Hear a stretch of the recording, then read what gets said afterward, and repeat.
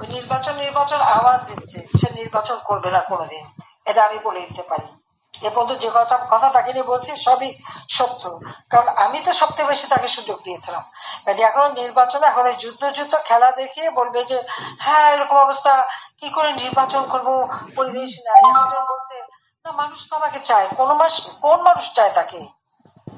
সে টাকা পয়সা দিয়ে 40 জনের একটা টিম বানিয়ে তাদেরকে দিয়ে সোশ্যাল মিডিয়াতে সেই কর্পোরেট পাবলিসিটি যেভাবে করে ওইভাবে কর্পোরেট পাবলিসিটি, ওই পাবলিসিটির মাধ্যমে সে মানুষের মতামত নিয়ে আসছে। এটা তো সে ক্রয় করছে। আজকে সারা বাংলাদেশে মানুষের জীবনের নিরাপত্তা নাই, রাতে ঘুমাতে পারে না, চুরি ডাকাতি ছিনতাই, মেয়েরা ঘর থেকে বেরোতে পারে না। যে মেয়েরা সেই রাত 12টা 1টা পর্যন্ত আন্দোলন করছে তারাও এখন বেরোতে পারে না। তাদের স্বাধীনতা কোথায় গেল তারা ভেবে দেখুক। ছাত্ররা যারা আন্দোলন করেছে তারা এখন ভেবে দেখুক এখন তারা কেমন আছে। আর আওয়ামী লীগের আমলে, আমার আমলে আমাকে তো স্বৈরাচার, আমাকে খুনি, অনেক কিছু বলা হচ্ছে, গণহত্যাকারী।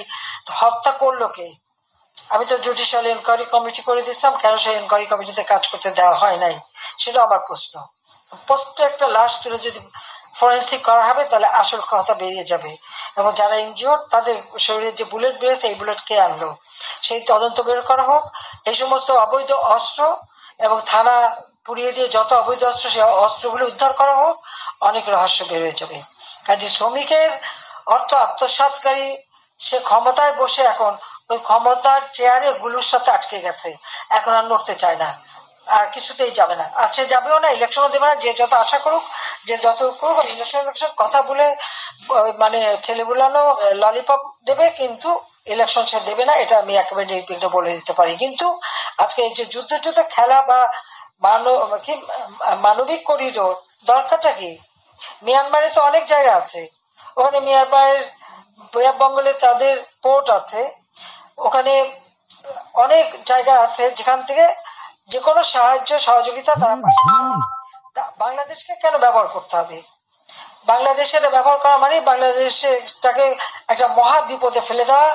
তার বাংলাদেশের নিরাপত্তা, অর্থনীতি, সামাজিক নিরাপত্তা সবকিছু ব্যাহত হবে, স্বাধীনতা সার্বভৌমত্ব ব্যাহত হবে। আওয়ামী লীগ যতদিন ক্ষমতায় ছিল এই কক্সবাজার সেই লেখাংশরী থেকে সমস্ত এলাকার সেই বর্ডারগুলি স্থির করা ছিল। আজকে বলছে বর্ডারের নিয়ন্ত্রণ হারিয়েছে। কেন নিয়ন্ত্রণ হারালো? রাষ্ট্র চালাতে আসছে কেন? চালাতে পারে না, চালাতে আসছে। নিজের দেশকে এভাবে সন্ত্রাসের দিকে ঠেলে দিচ্ছে। কই আমরা থাকতে তো সেখানে তো আরাকান আর্মি ছিল, কিন্তু বর্ডারে তো আমাদের পুরো নিয়ন্ত্রণে ছিল। কিন্তু কয় মাসের মধ্যেই অর্থনীতি ভাবে ধ্বংস, আর দেশের এখন স্বাধীনতা সার্বভৌমত্ব ধ্বংস করার জন্য সেই চেষ্টা। তার অসুবিধা কি? তার তো মেলা টাকা বিদেশে রাখা আছে, এক সময় ফুরুত করে চলে যাবে আর দেশের মানুষ তাদের বিপদে ফেলে যাবে।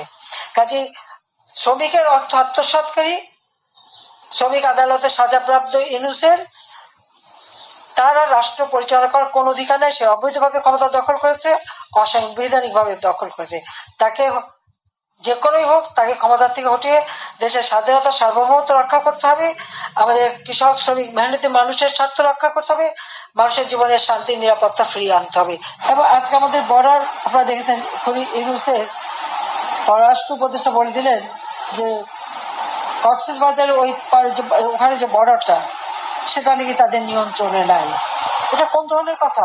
2024-এর 5ই আগস্ট পর্যন্ত আমি যতদিন ক্ষমতায় ছিলাম ততদিন তো ওই বর্ডার আমার বাংলাদেশের নিয়ন্ত্রণে ছিল, সম্পূর্ণ নিয়ন্ত্রণে ছিল। আজকে কেন নিয়ন্ত্রণে নাই সেই জবাব ইউনূসের কাছে চাইতে হবে। আজকে সে যে পদক্ষেপ নিচ্ছে, যা করছে ওখানে, তার ফলে কি হবে? ঘোষণা দিয়েছে কোথায় ভারত আর পাকিস্তানের গোলমাল, কাশ্মীরে একটা জঙ্গি কাজ হলো, তার প্রতিবাদ না করে সেটা নিয়ে নানা ধরনের কথা বলা। এটা আপনারা দেখেন বাংলাদেশের উপরে কিন্তু এই সন্ত্রাস এবং জঙ্গিবাদের একটা দুর্নাম চলে আসে। তারা বাংলাদেশটাকে একটা জঙ্গির দেশ হিসেবেই কিন্তু এই ইউনূস গংরা তৈরি করেছে। সেখানে কি হবে সেই জন্য ইউনূস বলে দিলেন কি যে আমাদের যুদ্ধের প্রস্তুতি নিতে হবে।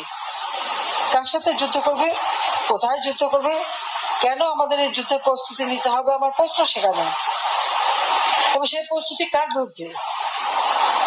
আমরা তো যুদ্ধ চাই না, আমরা তো শান্তি চাই, সকলের সাথে বন্ধুত্ব, কারোর সাথে বলিতা নয়।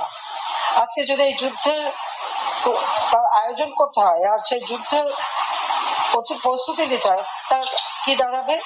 কারোর সাথে যদি সংঘাত বাঁধানো হয়, তাহলে বাংলাদেশের অর্থনীতি ইতিমধ্যে ইউনূসের বদৌলতে 6 মাসের মধ্যে অর্থনীতি ধ্বংসপ্রাপ্ত। আমাদের দারিদ্রের হার বেড়ে গেছে, অতি দারিদ্রের হার বেড়ে গেছে, মাথা পিছু আয় কমে গেছে, উৎপাদন কমে গেছে। আজকে হাহাকার সারা বাংলাদেশে। কই আওয়ামী লীগ সরকারে থাকতে তো সেটা হয়নি। আজকে কোথায় কোথায় লাশ পড়ে, এমনকি আবার ওলামা মাসাকেও তাদের হাত থেকে রেহাই পায় না, মাদ্রাসা শিক্ষক রেহাই পায় না, ছাত্ররা রেহাই পায় না।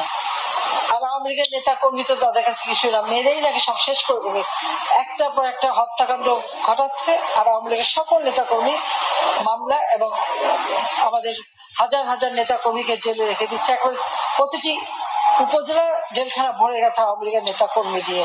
কেন? আওয়ামী লীগ কি অপরাধ করেছে? আজকে স্বৈরাচার কে? সাংবাদিকরা কথা বলতে পারে, তাদের বিরুদ্ধে মিথ্যা মামলা, একটা ডিটেনশন কার্ড কেড়ে নেওয়া হয়েছে। শুধু তাই না, 3 জন সাংবাদিক তার তথ্য উপদেষ্টাকে তাকে কঠিন প্রশ্ন করেছে, সেজন্য চাকরি চলে গেল। এতটুকু সমালোচনা বা তথ্য দিতে পারবে না। প্রতিদিন নারী ধর্ষণ, শিশু ধর্ষণ, খুন, হত্যা, ডাকাতি, চুরি, মানুষের জীবনের কোনো নিরাপত্তা নেই, কোনো। কিন্তু এই সংবাদ কোথাও দেওয়া যাবে না।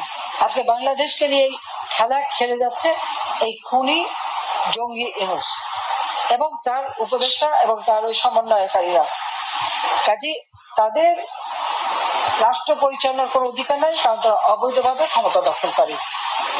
অবৈধভাবে শুধু ক্ষমতাই দখল করেনি, আজকে অর্থ সম্পদ ব্যাপকভাবে পাচার করে যাচ্ছে।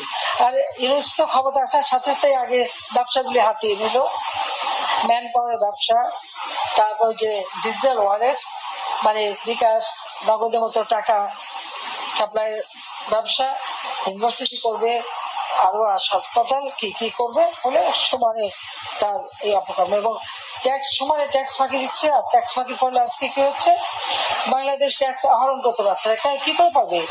যে ক্ষমতা দখল করছে, সরকার প্রধান হিসেবে নিজেকে পরিচয় দেয়, সেই যখন ট্যাক্স দেয় না, ট্যাক্স ফাঁকি দেয়, তাহলে তো আর সাধারণ মানুষকেও ট্যাক্স দেবে।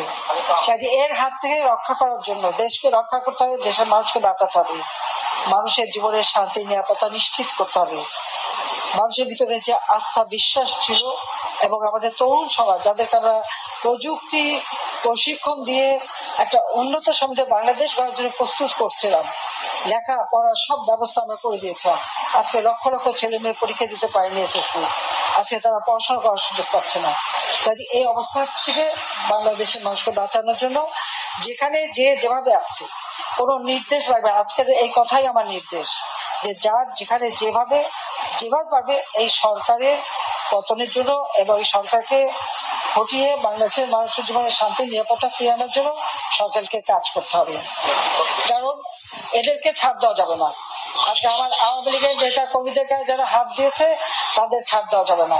ছেলেকে পাবে না, মাকে মারবে, হত্যা করবে, বাবাকে লাঞ্ছিত করবে, ভাইকে করবে, ঘর পুড়িয়ে দেবে, লুটপাট করবে। এই লুটপাট করে কারা কোথাও কোন সম্পদ দিয়েছে সব খুঁজে বের করতে হবে। এই জন্য প্রত্যেকটা এলাকায় যারা সংযুক্ত আছে, আমি তাদেরকে বলবো, আপনারা সবাইকে আমার এই বার্তাটা পৌঁছাবেন, কোন কোন এলাকায় কারা কারা আমাদের আওয়ামী লীগের নেতা কর্মী বা আমাদের মুক্তিযোদ্ধাদের সম্পদ ধ্বংস করেছে, আগুন দিয়েছে, লুট করেছে, কোন কোন প্রতিষ্ঠান ধ্বংস করেছে, সমস্ত কিছু ডকুমেন্ট তৈরি করেন এবং আন্তর্জাতিক ভাবে এটা প্রচার করতে হবে এবং সাধারণ মানুষের কাছে কথাটা পৌঁছাতে হবে। আমরা খালি মানে গ্রুপ করে কথা বললে হবে না, মানুষের কাছে কথাগুলি পৌঁছাতে হবে যে কিভাবে এই খুনি এবং জঙ্গি ইউনূস ক্ষমতা দখল করার পর এদেশের মানুষের উপর অত্যাচার নির্যাতন চালিয়ে যাচ্ছে, সম্পদ লুটপাট করে যাচ্ছে, বিদেশে টাকা পাচার করছে। আজকে তার সমন্বয়করা তো রাতারাতি আঙুল ফুলে কলা গাছ, উপদেষ্টারাও প্রচুর পয়সা বাড়াচ্ছে। কাজে জনগণের সম্পদ কেড়ে নিয়ে তাদের নিজের ফুলে ফেঁপে উঠেছে। মাত্র 8 মাসের মধ্যেই তারা যা বানিয়েছে, আমাদের মধ্যে দুনিয়া দুর্নীতির মামলা দেয়, কিন্তু তাদের দুর্নীতিটা কি চোখে পড়ে না? মানুষের চোখে পড়ে। সেই জন্য আমি বলবো যে সবাইকে এক হয়ে কাজ করতে হবে এবং আপনারা যখন বসবেন কার এলাকায় কি কি ক্ষতি হয়েছে সেই কথাগুলি আলোচনা করতে হবে, সে আলোচনা করে সেগুলি রেকর্ড করে সেটাই প্রচার করতে হবে। কাজে এটি আমার নির্দেশ যে এখন আর সময় নাই, আমাদের দেশের স্বাধীনতা সার্বভৌমত্ব রক্ষা করতে হবে, দেশের মানুষের শান্তি নিরাপত্তা নিশ্চিত করতে হবে, দেশের অর্থনৈতিক উন্নতি সমৃদ্ধির পথে বাংলাদেশকে এগিয়ে নিয়ে যেতে হবে। তার জন্য এই জঙ্গি ইউনূসকে হটিয়ে আমাদের গণতান্ত্রিক ধারা অব্যাহত রেখে বাংলাদেশকে এগিয়ে নিয়ে যেতে হবে। সবাইকে ধন্যবাদ। জয় বাংলা, জয় বঙ্গবন্ধু, বাংলাদেশ চিরজীবন। খোদা হাফেজ।